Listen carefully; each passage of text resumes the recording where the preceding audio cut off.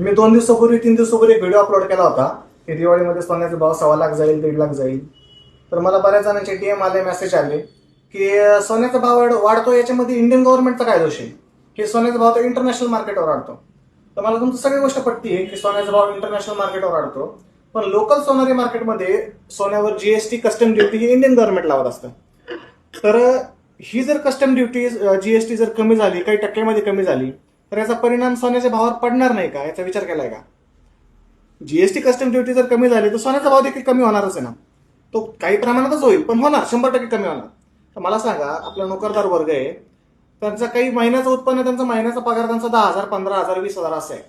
तर तो सोनं कसं खरेदी करणार? शेतकरी लोक आहे गावाकडे, शेतकरी वर्ग आहे, त्यांचं वर्षाचं उत्पन्न 1.5 लाख, 2 लाख असं आहे. तर त्यांनी जर सोनं खरेदी केलं तर ते घर कसं चालवणार? त्याचा विचार केलाय? आपल्या काही काही आता लग्न सरा येते दिवाळीमध्ये. तर लग्नामध्ये काही काही मध्यमवर्गीय लोक असे आहेत, तर त्यांचं पूर्ण लग्नाचं बजेट 1.5 लाख, 2 लाख असं असतं. तर त्यांचे जर लाख रुपये, 1.25 लाख रुपये जर सोनं खरेदी करण्यामध्येच गेले, तर ते 50,000मध्ये, 75,000मध्ये लग्न लावणार कसं? याचा विचार केलाय का? तर मध्यमवर्गीय लोकांना काय सोनं खरेदी करण्याचा अधिकार नाही का? त्यांनी सोनं खरेदी करू नये का? त्यांना जीव नाही का?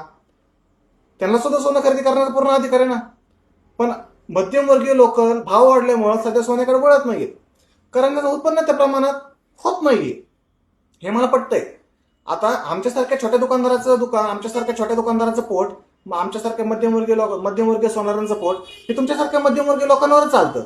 मोठ्या दुकानदाराचा काय परिणाम पडत नाही. मोठ्या दुकानदारामध्ये, मोठ्या दुकानामध्ये मोठे लोक जातात, जीएसटी देतात, जीएसटी देऊन सोनं घेतात, सगळं करतात. त्याच्याशी आपल्याला काही घेणं देणं नाही. त्यांना 5,000, मोठ्या लोकांना 5,000, 10,000, 15,000 याचा काही फरक पडत नाही.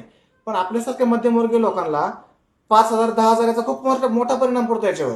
आणि हा 5,000, 10,000 काही जणांचं महिन्यात उत्पन्न आहे, ते जर आपण जीएसटी मध्ये घालवतोय, घाला, तुम्ही जीएसटी द्या, मी नाही म्हणत नाही, पण ती जीएसटी काही टक्क्यामध्ये कमी झाली पाहिजे, मलाही वाटतं.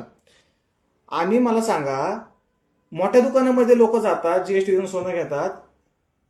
मोठ्या दुकानदाराचा आपल्याला काही घेणं देणं नाहीये. सध्या मोठ्या दुकानदाराचा विषय असा आहे की मोठे दुकानदार म्हणजे हा मोठा मासा आहे. मोठा मासा छोट्या माशाला खायचं काम करतो, बरोबर?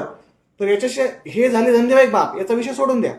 पण जीएसटी कमी झाल्यामुळे याचाच परिणाम सोन्याच्या भावावर सुद्धा पडणार, ही 100% गॅरंटी.